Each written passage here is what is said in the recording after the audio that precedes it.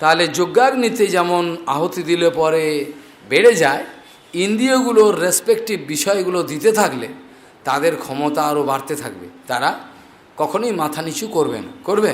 করবে না। এখানে কিন্তু আমাদের দেবাহুতি মা তার অবস্থাটা হচ্ছে কি বলছেন যে এই ইন্দ্রিয়গণকে সম্ভাষণ করে, অর্থাৎ যা চেয়েছে তাই দিয়েছি, আজ আমি অন্ধতম। ইন্দ্রিয়গণের তোষামত করতে করতে মানুষ কি হয়, তমতে অর্থাৎ অজ্ঞানে পড়ে যায়। কোথায় পড়ে? অজ্ঞানে নেমে যায়।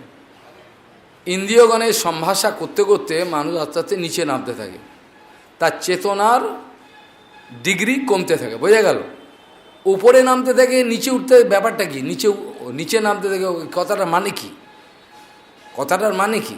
কথাটা একটাই মানে, উপরে উঠতে থাকে মানে হলো তার চেতনার বিকাশ হতে থাকবে। তোমরা নিজেরাই দেখবে, যখনই সৎসঙ্গ হবে শরীরে একটা বল আসছে, কেন একটা পাওয়ার আসছে, ভজন করতে ইচ্ছে করে, মনে হচ্ছে না সত্যি ভগবান আছেন, যাব। আবার কিছুদিন পর হয়ে গেল সব কথা বন্ধ, আবার সেই পুরনো সঙ্গ করতে, আবার সেই, তখনই বুঝবে। এটা কাউকে বলেই তো, এটা নিন্দার বিষয় নয়, এটা অটোমেটিক বোঝা যাবে। যে সঙ্গ করলে পরে যে কথা, শক্তি বাড়ছে, মনে হচ্ছে পাওয়ার বাড়ছে, চেতনার ডিগ্রি বাড়ছে, তখন জেনে নেবে এটা সৎসঙ্গ। আর যখনই মনে রাখবে সাধু সঙ্গের নামে যদি অন্য সঙ্গ হয়ে যায়, সাধু সঙ্গর মতো, ওই চেতনা কমে যাচ্ছে, বলছে কী হচ্ছে আমি তো বুঝতে পারছি না, আমার বুঝি অসৎসঙ্গ হচ্ছে। এই সৎসঙ্গ আর অসৎসঙ্গের যে ডিমার্কেশন, ভেদটা, এটা অনন্তদেবের কৃপা ছাড়া কাউর বাবার ক্ষমতা নেই বুঝবে। যেদিন অনন্তদেব বলরাম নিত্যানন্দ বুঝিয়ে দেবেন, সেদিন ছাড়া লোকে সৎসঙ্গের নামে লোকে অসৎসঙ্গ করে পড়ে যাচ্ছে। কত হাজার হাজার, লক্ষ লক্ষ বললেও আমার অত্যুক্ত হবে, লক্ষ লক্ষ, হাজার হাজার বললেও লক্ষ লক্ষ সাধুসঙ্গের নামে অসাধু সঙ্গ করে সব পড়ে যাচ্ছে, কিছু করার নেই। আর বাস্তব সাধুসঙ্গ হলে, সাধুসঙ্গ সর্বশাস্ত্রে কয় লবমাত্র সাধুসঙ্গে সর্বসিদ্ধি হয়। তাহলে লবমাত্র মানে অল্প, 1 সেকেন্ডকে 11 ভাগ করে 1 ভাগ সময়, 1 সেকেন্ডকে 11 ভাগ করে তার 1 ভাগ সময় যদি নেওয়া হয়, সেইটুকু সময় ভগবত প্রাপ্তির জন্য যথেষ্ট। তাই না? যথেষ্ট বললে more than enough, more than sufficient, ভগবানের চরণে চলে যাওয়া যায় যদি সাধুসঙ্গ হয়। বোঝা গেল? তাহলে এখানে এখন আমাদের দেবাহুতি মা সাধুসঙ্গ করতে বসেছেন, ভগবান সাধুরূপে এসছেন, এখানে উপদেশ করবেন, কেঁদে কেঁদে এইসব বলছেন। যখন এত কথা বললেন, আমি লোকস্য তমসা অন্ধস্য চক্ষুঃ সূর্য ইবোধিত য আদ্যো ভগবান পুংসাম ঈশ্বরও বই ভগবান কিল। য অদ্য আজকে ভগবান পুংসাম ঈশ্বরও বই ভগবান কিল। আর সেই ভগবানই আজ অদ্য, সেই যে আদ্য ভগবান, সে আজকে লোকের চক্ষুগোচর হয়েছেন, লোকের সম্মুখে এসছেন। লোকস্য তমসা অন্ধস্য চক্ষুঃ সূর্য ইবোধিত। যেমন লোকের চোখের সামনে যে অন্ধকারগুলো রাত্রিবেলা থাকে, বিদ্যুতের আলোর কথা বলা হচ্ছে না, এমনি বিদ্যুতের আলো তো আবিষ্কার হয়েছে, এমনি লোকে অন্ধকারেতে থাকে সূর্য চলে গেলে। আর সূর্য এলে পরে সমস্ত জগতের সব কিছু প্রকাশ হয়। কিন্তু এই সূর্য হৃদয়ের অন্ধকারটাকে দূরীকরণ করেন না। অবশ্যই যারা ভজনের সে অবস্থা হয়েছেন তাদের কাছে তিনি সূর্যনারায়ণ ভগবান, তিনি করেন। এই জন্য সিদ্ধান্তগুলো ভালো করে বুঝে বলতে, যখন তুমি সূর্যের আগে সূর্য দেখছো,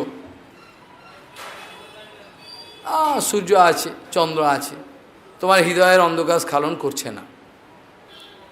কিন্তু সূর্যকে যখন তুমি সূর্যনারায়ণ ভগবান রূপে দেখতে শিখবে, তখন দেখবে সমস্ত জগতের আলো। স্বাভাবিকভাবে সূর্য উদয় হওয়ার সঙ্গে সঙ্গে জগতের অন্ধকার তিরোহিত হয়, কিন্তু সাধু গুরু বৈষ্ণব হৃদয়ের অন্ধকারটাকে খুলে দিতে পারে, বাইরের অন্ধকারটাকে তাড়িয়ে দিতে পারেন সুস্বাভাবিকত, এটা স্বাভাবিকভাবে যেটা হয়ে থাকে।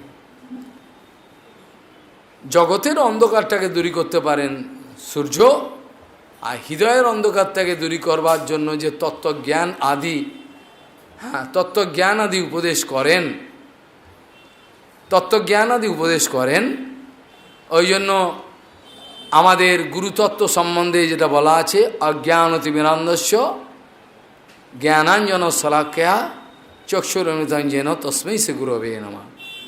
সেই গুরুকে দণ্ডবোধ করি যিনি জ্ঞান অঞ্জনের দ্বারা আমার চক্ষুর দৃষ্টিশক্তিকে বাড়িয়ে দিয়েছেন, খুলে দিয়েছেন, অন্ধতাকে ঘুচিয়ে দিয়েছেন, আমার অন্ধত্বকে ঘুচিয়ে দিয়েছেন, দিয়ে সত্যি বস্তুটাকে দেখবার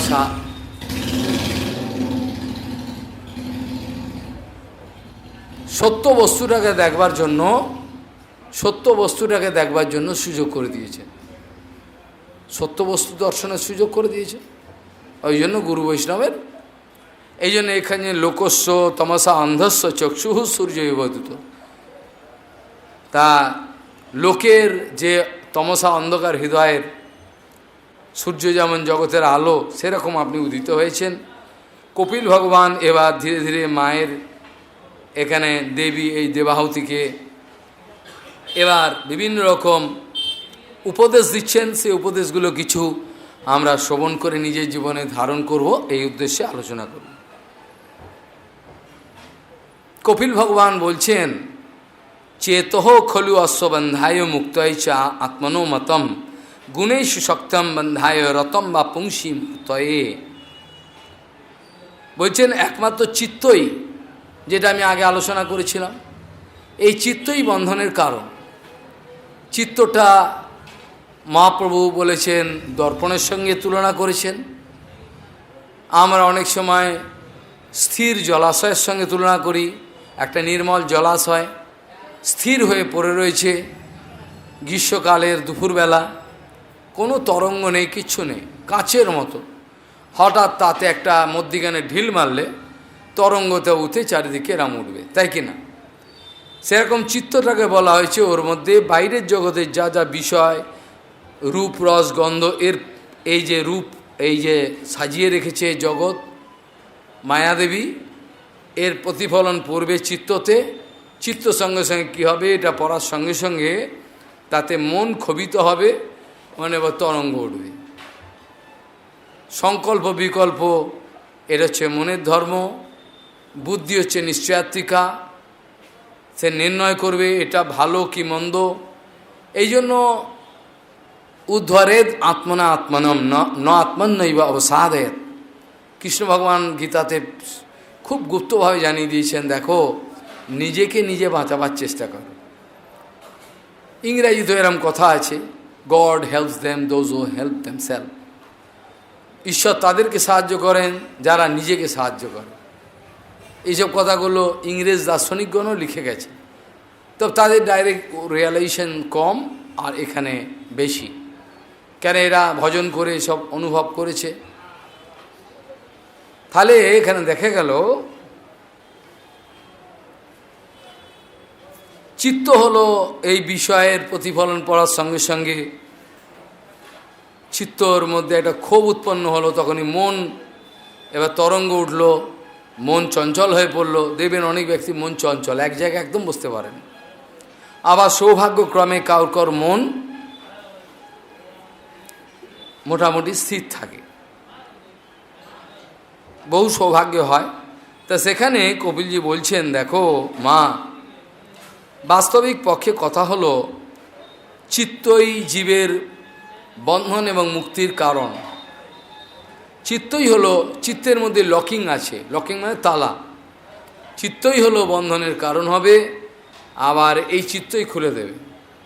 যখন এই চিত্ত এই জড়জগতের গুণের সঙ্গে একাকার হয়ে যায়, আমি বলেছিলাম শত রজ তমগুণ, এই প্রকৃতি ক্রিয়ামানানি গুণকর্মের অবশ্যই ইত্যাদি কথা বলা হয়েছিল।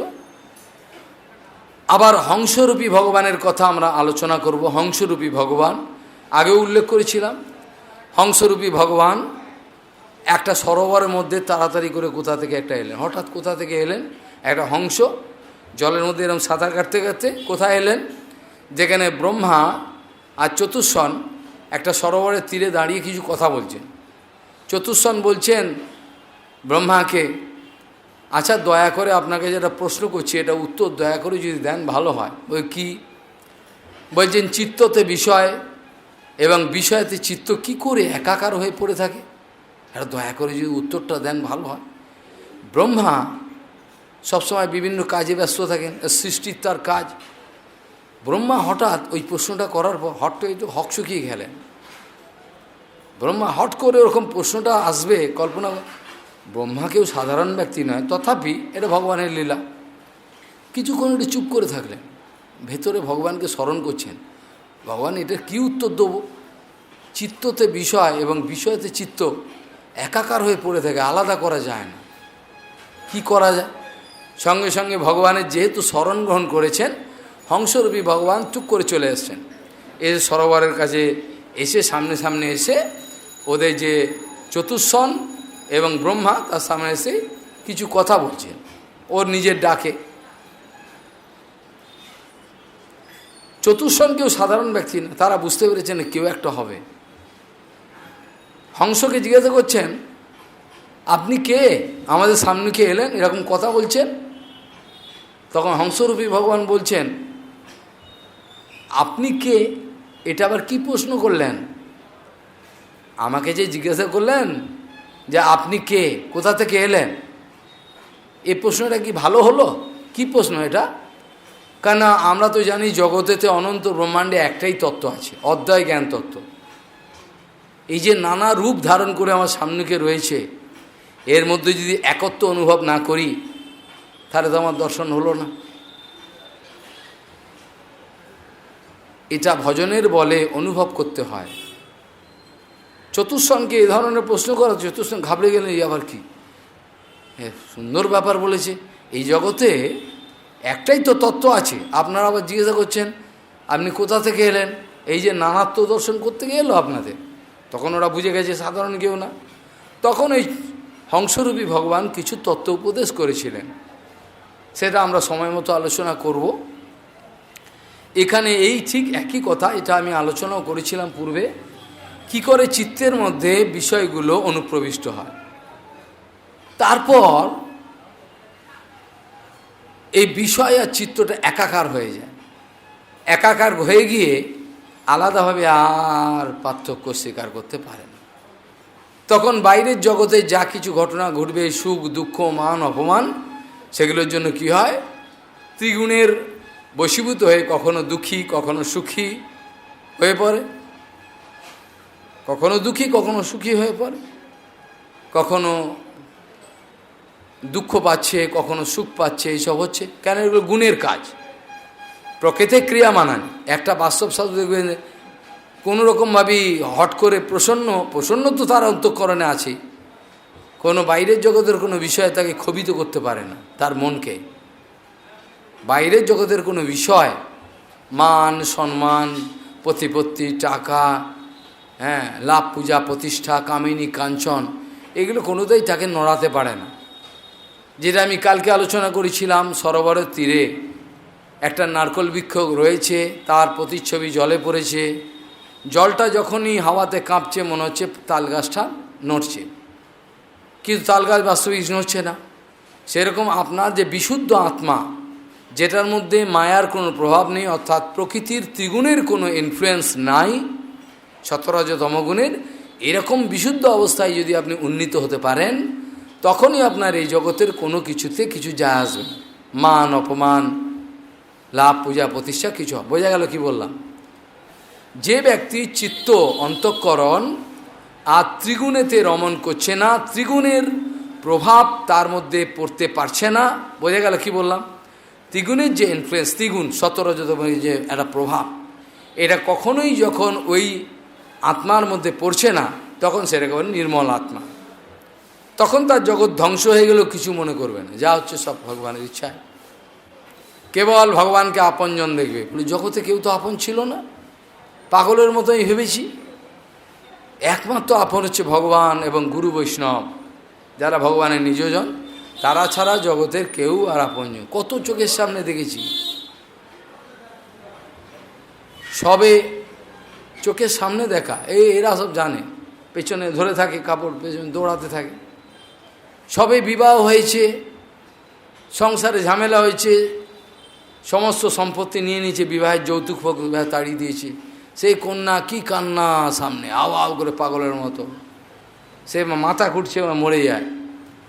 কিন্তু যখন সে তত্ত্বজ্ঞান শুনলো, যখন বললাম মা তুই আমার মা, আমি তোর ছেলে, আর তোর কাকে দিয়ে কি দরকার, যখন তত্ত্বজ্ঞান শুনলো তখন কান্না বন্ধ হলো। এবার সে বুঝতে পারলো কাকে তুই কি ভেবে নিয়েছিস, একমাত্র তুই আমার মা, আমি তোর ছেলে, ভগবান তোর আপনজন, আমার কে আছে বল, কেউ তো নেই, জগতে কেউ আমার আপনজন নেই, আমি নিঃসঙ্গ, একা থাকি, যেখানে থেকে সবসময় একা, কেউ আমার আপনজন নেই, একমাত্র গুরুদেব চলে গেছেন ওপরে, কেউ আপনজন। আমি তো দুঃখী হচ্ছি না, কেন দুঃখী হব কেন, যখন গুরুদেব বুঝিয়ে দিয়েছেন তখন আর দুঃখী হওয়ার কোনো প্রয়োজন নেই।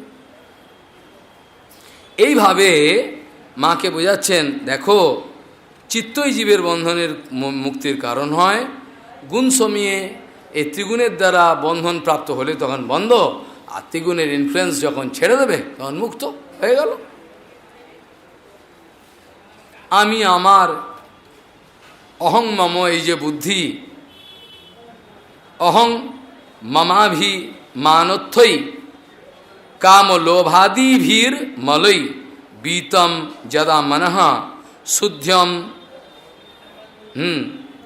বলছেন শুদ্ধম অদুক্ষম অসুখম সমম। যখনই আমি আমার এই বিচার চলে যায়, হৃদয় থেকে বিদায় নেয়, তখন হৃদয়ের মধ্যে আর এটা কোনো দুঃখ পাওয়ার, এটা সুখ দুঃখের কোনো প্রাকৃত সুখ দুঃখই তো, সুখ দুঃখটার যে ডেফিনেশন যদি কাউকে বলা হয়, আচ্ছা সুখ দুঃখের ডেফিনেশনটা কি, যদি জগতের সমস্ত লোক যারা শিক্ষিত লোক সবাই প্রত্যেকে যদি বলা হয় সুখ দুঃখের ডেফিনেশনটা কি, কেউ দিতে পারবে? কেন পারবে না? সুখ দুঃখ অনুভব করছে দিন রাত, জিজ্ঞাসা করলে কেন পারবে না? বিচার করে দেখেন সুখ দুঃখের ডেফিনেশনটা কি। একটা কথায় বলতে গেলে যে যে বিষয় ভালো করে শুনতে হয়, সুখ দুঃখের ডেফিনেশন দিচ্ছেন অল্প কথায়, বলছেন এই জড়জগতে থাকাকালীন অবস্থায়, আমার জড়বদ্ধ অবস্থায় যে যে বিষয়গুলো আমার অনুকূল বলে মনে হয়, সেই ঘটনাগুলো হলে আমি সুখী হই, এটাই সুখের ডেফিনেশন, তাই তো? যদি কেউ বলবে না এই জগতে থাকাকালীন অবস্থায় আমার মন শরীর এবং যেগুলো আমার অনুকূল বলে মনে করে দেবে, বুঝিয়ে দেবে এটা অনুকূল, তো খুব ভালো, ফার্স্ট ক্লাস, এবার আমি সুখী, তাই তো? এটা সুখের ডেফিনেশন। একটা উদাহরণ দিই, খুব গরমে আপনি খুব কষ্ট পাচ্ছেন, খুব গরম, বলে এই গরমে কেন কষ্ট হয়, চল আমাদের অফিসে চল, অফিসে বেজপুর ফুল এসি একেবারে। আমরা যখন ভাবা অ্যাটমিক সাহা ইনস্টিটিউট, ভাবা অ্যাটমিকে পুরো গেট থেকে এসি, পুরো যেখানে যাবে সব টোটাল বাথরুম সব এসি, টোটাল বিল্ডিং, তা কত মজা লাগতো।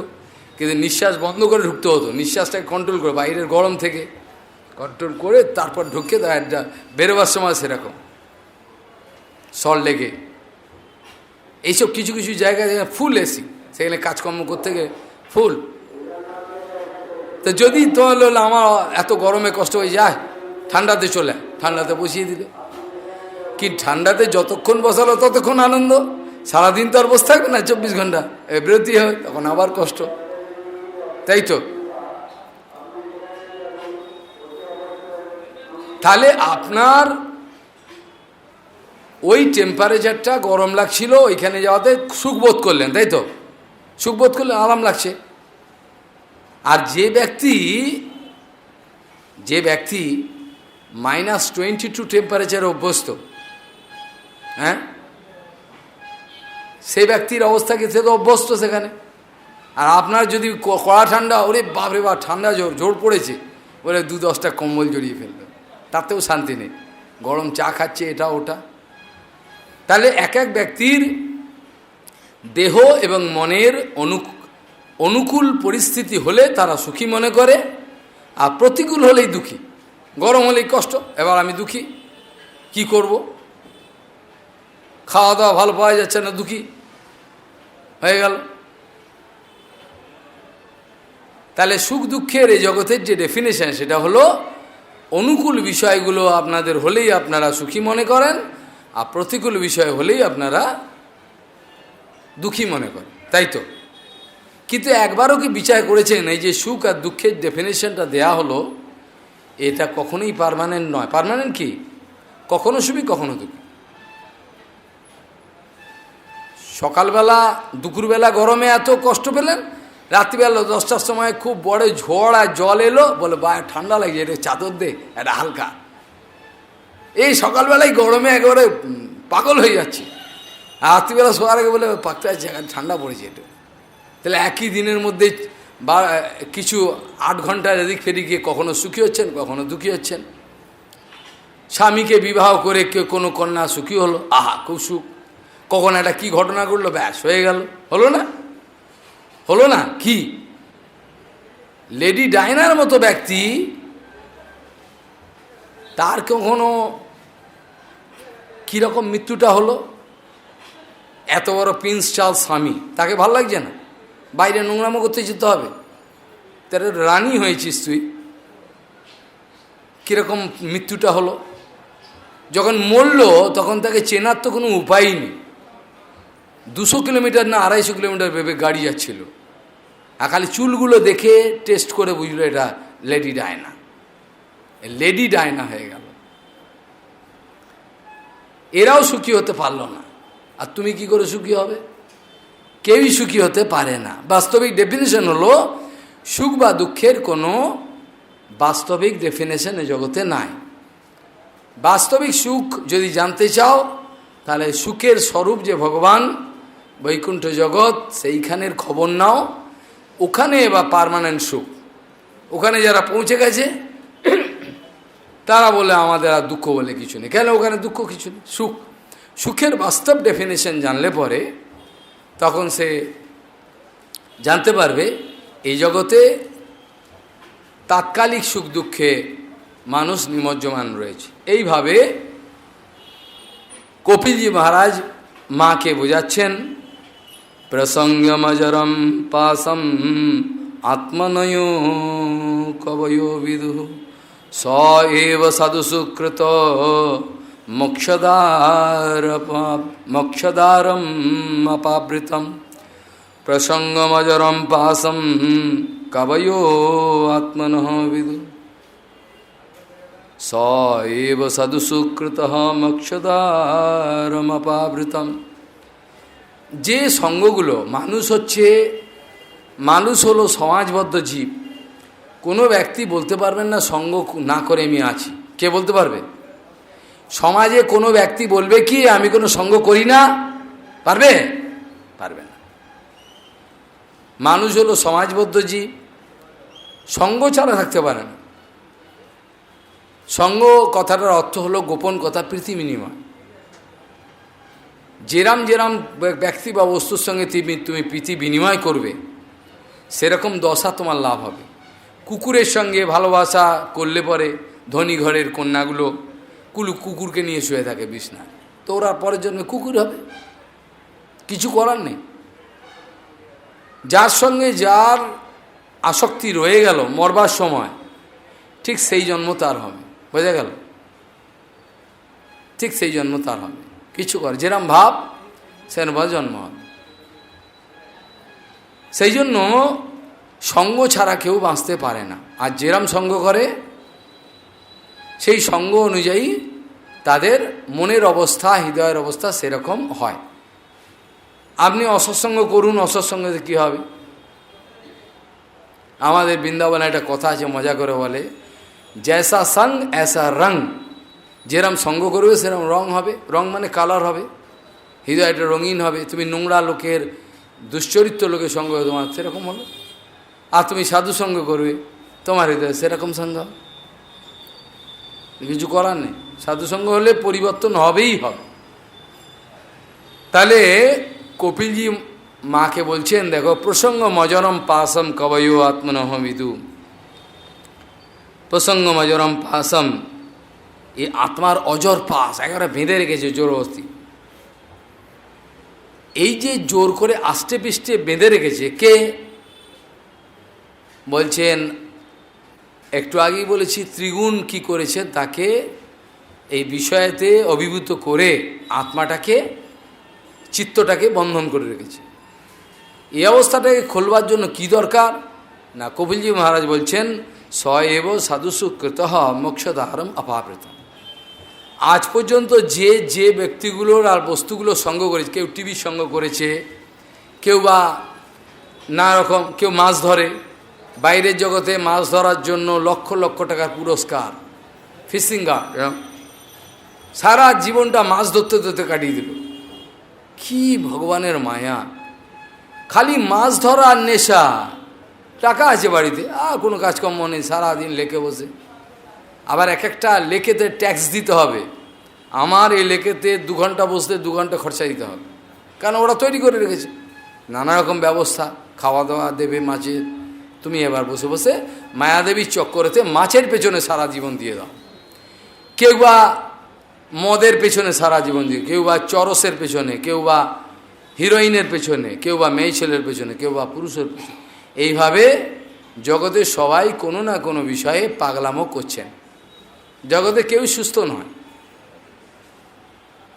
জগতের কোনো ব্যক্তি বিচার করলে দেখা যায় সুস্থ নেই, অসুস্থ সব। কোনো না কোনোভাবে তারা এমন এমন বস্তু বা বিষয়ে আসক্তি হয়ে পড়েছেন, আসক্ত, তারা বন্ধনের মধ্যে পড়ে রয়েছেন। এবং তাহলে এই যে সঙ্গগুলো এতদিন করে এসেছিল, সেই সঙ্গগুলো যদি আজকে বাদ দিয়ে দেয়, আজ থেকে যদি সাধুসঙ্গ করতে আরম্ভ করে, তাহলে কি হবে? স এব সাধুসুকৃত মোক্ষদ্বারম অপাবৃতম। মোক্ষ মানে তোমার মুক্তির দ্বার খুলে যাবে, এর দরজা পুরো খুলে গেল। এবার আমার প্রশ্ন হলো, তাহলে মহারাজ এবার তো সাধুসঙ্গর বলছেন, অনেকেই আমাকে এই প্রশ্ন করেন, बॉम्बे दिल्ली যেখানে যেখানে সব বলে, महाराज कैसे समझेगा कि साधुसंग हो रहा है कि नहीं हो रहा है, কি করে বুঝবো সাধুসঙ্গ হচ্ছে কি না হচ্ছে? একটু আগেই তো বললাম, যে সঙ্গেতে তোমার চেতনার আপগ্রেড হবে, উঠতে থাকে, তোমার বলে চেতনা কী বোকা লোক। আর বলে কী করে, এখন কী জবাব দেবে? ওর বুদ্ধি কম, আবার বেশি বললে বলে মাথা পাকি। ওদের কাছে হরিকথা বলা খুব বিপদ। একটু যদি ফিলসফি একটুখানি ক্যা, কিছু বোঝে না। আর এখানকার মানুষের যাই একটু ব্রেনটা অনেক উঁচু, কিছু না হলেও বাঙালি অনেক দুষ্টামি করে, তাহলেও একটু বুদ্ধিটা আছে। দুষ্টামি হলেও এরা দুষ্টামি তো ওপরে, আবার যদি ভজন করে তাহলেও সবচেয়ে ওপরে, এর ওপরে আর কেউ নেই। সারা জগতে যদি বিচার করা যায় টপ মোস্ট, আমেরিকার সায়েন্টিস্ট মহলেও বাঙালি প্রধান, সাম কর্মকার ম্যাথমেটিক্স সবচেয়ে ওপরে। কেউ হার্টের ওপর রিসার্চ করেছে, কি চ্যাটার্জি সে বলে পুরো হার্টটাকে তৈরি করে রেখে দিয়েছে আর্টিফিশিয়াল। তো বাঙালি ছাড়া আবার বাঙালি বদমাশ এখন আমার নেমে যাচ্ছে, চরিত্র স্বভাব নিজের দোষে নামছে, রাজনীতি এই করে। এর ভজন করলে পরে এদের বুদ্ধি কিন্তু আছে, সূক্ষ্ম বিচার এরা ধরতে পারে। বাইরের লোক মোটা মাথা তাকিয়ে থাকে বড় বড়,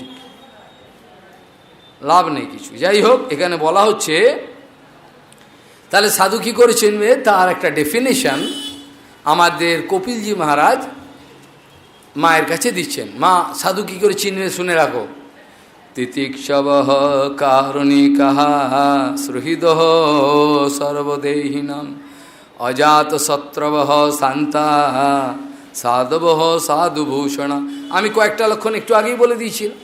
একটা সাধুর হৃদয় বিরাট বড় অনন্তের সিংহাসন, সমস্ত জগৎকে আলিঙ্গন করতে চায়, আমার নিজজনের আসন।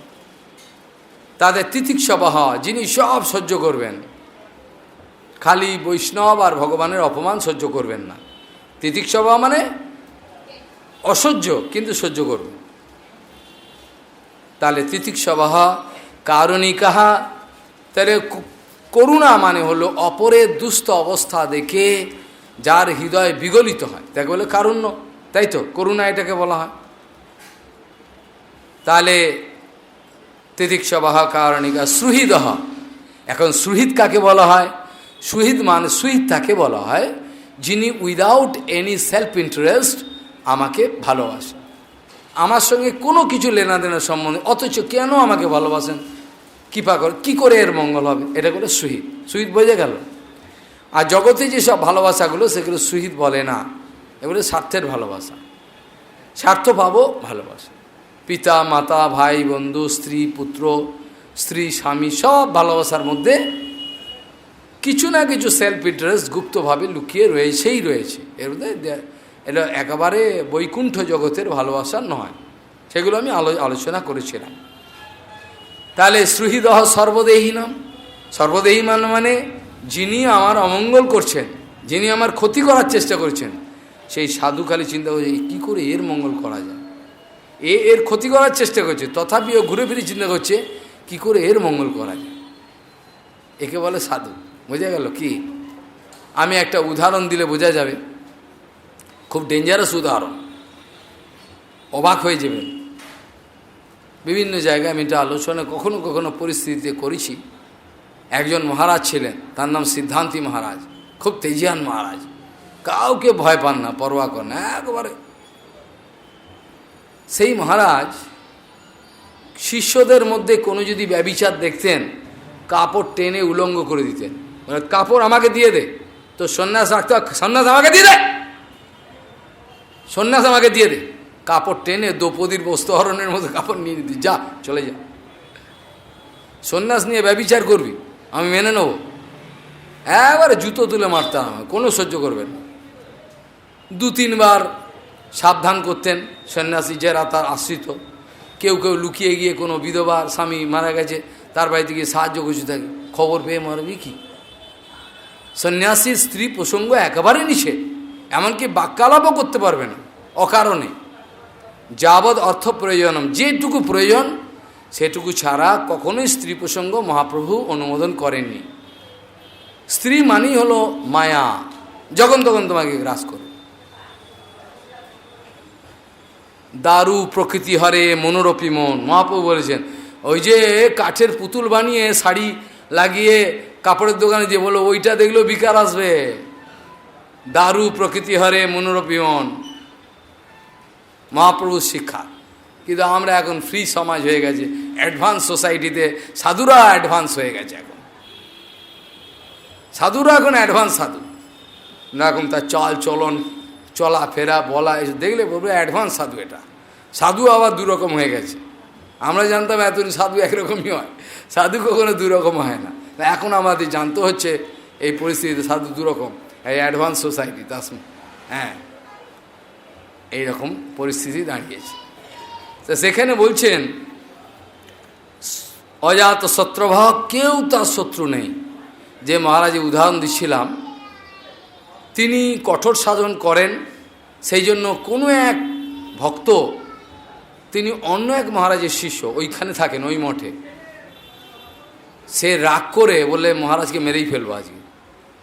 এবার মহারাজ শুয়ে রয়েছেন শীতকালের সময় কম্বল মুড়ি দিয়ে, আর ঘটনাক্রমে মহারাজ কেন যে ভগবানের ইচ্ছায় যেদিকে মাথা দেন, আজকে কি জানি হঠাৎ কি বই পড়তে পড়তে উল্টো দিকে মাথা দিয়ে কম্বল মুড়ি দিয়ে শুয়ে পড়েছে। আর ও মেরেছে একেবারে রাত্রিবেলায় এসে পুরো একবারে কুঠার পুরো মাথায় মেরেছে ভেবেছে, আর মহারাজ করে উঠে পড়েছেন। উঠে দেখেন পা দিয়ে রক্তের ধার, আর যে মেরেছে তাকে চিনতে পারলেন, পালিয়ে গেল, হইচই পড়ে গেল, লোক চলে এলো সব। এসে এবার কেউ কেউ অনুমান করলো, কেউ কেউ গিয়ে গোপনে ডায়েরি করে দিয়ে এলো, থানায় তোলা হলো। থানায় পরে তাকে এবার কাঠগোড়ায় দান করানো হলো। মহারাজকে নিয়ে গেছেন, মহারাজকে নিয়ে গেছে, মহারাজ দেখুন এই তো আপনাকে অ্যাটেম্প টু মারবার চেষ্টা করেছিলেন, দেখুন ভালো করে, দেখুন ভালো করে দেখুন, এই তো মেরেছিল আপনাকে। মহারাজ আস্তে আস্তে চোখটা তুলে ওর দিকে করুণভাবে তাকালেন, এরকম কিছুক্ষণ তাকিয়ে থাকলেন তার চোখের দিকে, তাকিয়ে উকিলকে বললেন, ব্যারিস্টারকে বললেন, মারিনি। কি বলছেন? এই তো মেরেছিল, ঠিক করে দেখুন। আমি ঠিক করে দেখেছি, এ মারেননি, বেকসুর খালাস করে দিল। কেন? ওর পানিশমেন্ট তো পাবেই। আমি একে করুণা করলেন, উনি জেলে গিয়ে কষ্ট পাবে, বরং যদি এই যদি কোনোদিন আমার কাছে ক্ষমা চাইতে আসে, আমার গায়ে আমার বুকে জড়িয়ে ধরবো, তুই এই শাসনের জন্য তুই আমাকে ভুল বুঝেছিলি, এটা আমি কাকে করেছিলাম, কেন করেছিলাম বল? আমি তো কঠোরতা দেখিয়েছি, কিন্তু এই কঠোরতা, আমি যে কঠোরতা প্রদর্শন করেছিলাম, তারপরে সেখানে কি কোনো হিংসা ছিল, না তোকে চরম মঙ্গলের রাস্তায় নিয়ে যাব, কোনো না কোনো দিন হতে পারে। তাহলে দেখুন বৈষ্ণব কেমন হয়। উনি দেখে ফেলেছিলেন কে মেরেছে, তাকেই দাঁড় করানো, তথাপি তিনি পুরো অস্বীকার করলেন না, মারেন, একে বাঁচিয়ে দিলেন। এরা হলো সাধুগুরু বৈষ্ণব। হরিদাস ঠাকুরের উদাহরণ দিন, 22 বাজারে কালনা মুল্লুকে তাকে পিটিয়ে পিটিয়ে পিটিয়ে পিটিয়ে একবারে রক্তে রক্ত করে দেওয়ার অবস্থা। তথাপি হরিদাস ঠাকুর বলছেন ভগবানের কাছে, ভগবান এরা জানে না, এদেরকে ক্ষমা করে দিও তুমি। মুসলমানগুলো বলছে, যারা মারছে তারা বলছে, এত জায়গায় মারলাম, তুমি এখনও মরছো না, আর আমাদের এখন শাস্তি পেতে হবে জানো, আমাদের কথা ছিল তোমাকে মেরে ফেলে দেবো গঙ্গা। হরিদাস ঠাকুর বললেন, তাই নাকি?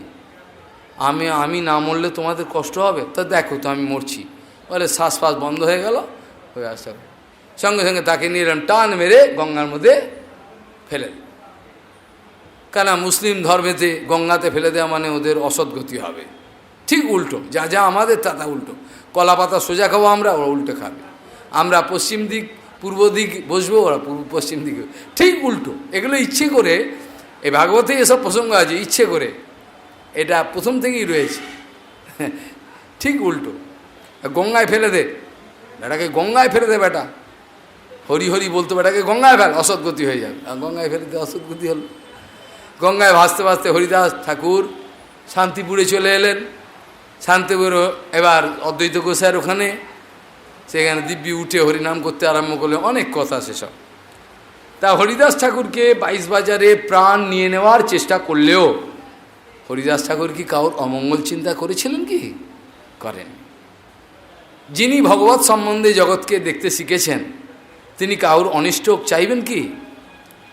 তথাপি যদি বলেন কেন, আমরা দেখেছি শাস্ত্রে প্রমাণ আছে, কখনো কখনো কোনো সাধু বা ঋষি অভিশাপ দিয়েছেন কি না? নারদজি অভিশাপ দিয়ে, যা বেটা বৃক্ষ জনিলে ভাবতে হবে, হলো না? তাহলে কেন? সেখানেও শাস্ত্র প্রমাণ দিয়েছে, ওটা যে তুমি যে চোখেতে দেখছো ওটা অভিশাপ, বাস্তবিক এটা অভিশাপ নয়, এটা আশীর্বাদ ছিল। নলকুবর কখনোই ভগবত দর্শন করতে পারত না, এত ঐশ্বর্য আমাদের স্ফীত, ঐশ্বর্য আমাদের এত অহংকার এসে গেছিল। নারদজি ওদের অভিশাপ দেওয়ার ফলেতে ওরা কাঁদতে কাঁদতে পায়ে পড়ল। তখন বলে, যা দাপর যুগে কৃষ্ণ তোদের বৃক্ষ জন্ম হবে, কিন্তু হবে হচ্ছে গোকুলে। তখন পরাৎপর অখিলেশ্বর এই ছোট বয়সে তোদেরকে উদ্ধার করবেন, ভগবত দর্শন হবে। তাহলে নারদজির অভিশাপ তো দেখলেন, কিন্তু অভিশাপের ফলে কি হলো? আমরা বলি সাপে বড়, বলি না? আর সাপে বড় হয়েছে, সেরকম সাপেতে বড় হয়। ঋষিমুনিগণের যদি অভিশাপ হয়, সাধুগুরু বৈষ্ণব যদি কাউকে অভিশাপ দিয়ে দেয়, তার দ্বারা অমঙ্গল তো হবেই না, উল্টে আরও মঙ্গলের রাস্তা খুলে যাবে। এইভাবে সাধুর ডেফিনেশন দিচ্ছেন, তিতিক্ষবঃ কারণিকঃ সুহৃদঃ সর্বদেহিনাম অজাতশত্রবঃ শান্তঃ। তারা শান্ত প্রকৃতির হয়। কেন শান্ত কাকে বলে? শান্ত কাকে বলে? শান্ত কাকে বলে সে সম্বন্ধে শাস্ত্র বিচার করে বলেছেন যে যখন কাউর হৃদয় থেকে বিষয় চলে যায়, একমাত্র কৃষ্ণ বিষয়ে থাকে, সেই শান্ত। কৃষ্ণভক্ত নিষ্কাম, অতএব শান্ত। ভক্তি মুক্তি সিদ্ধিকামী, ভালো করে মাইন্ড ইট, কি বলছি, ভক্তি মুক্তি সিদ্ধিকামী সকলেই অশান্ত। কৃষ্ণভক্ত নিষ্কাম, অতএব শান্ত। এ কী বলা হলো? ভক্তি মানে যারা ভোগেতে রমণ করছেন, ভক্তি যারা মুক্তিতে যাচ্ছেন, তারা যারা সিদ্ধি চাইছেন, ভক্তি মুক্তি সিদ্ধিকামী সকলেই অশান্ত। দে আর অল রেস্টলেস। তাদের হৃদয়ে তো শান্তি বলে কিছু নেই, চাহিদা আছে। যখনই ডিম্যান্ড থাকবে তখন তার ডিম্যান্ড ফুলফিল্ডের জন্য ইচ্ছা থাকবে, তখন শান্ত কী করে হবে? হবে?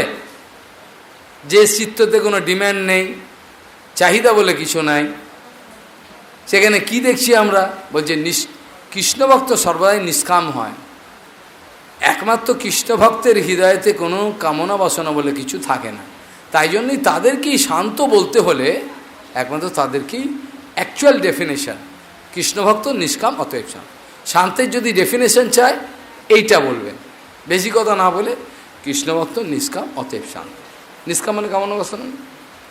তাহলে শান্তহা সাধবহ সাধুভূষণা, এই যে গুণাবলী আমি বললাম, যতগুলো গুণাবলী কপিলজি মহারাজ মাকে বলছেন, দেবাবতী মাকে, মা এই যে গুণাবলী আমি সাধুর বললাম, এগুলো সাধুর জীবনের ভূষণ। ভূষণ মানে সাধুরা তো গয়নাগাটি পরে না, কিছুই পরে না, কোনো মতে একটা কৌপিন একটা ফাড়া কাপড় পরে চলে, কখনো তাও নেই।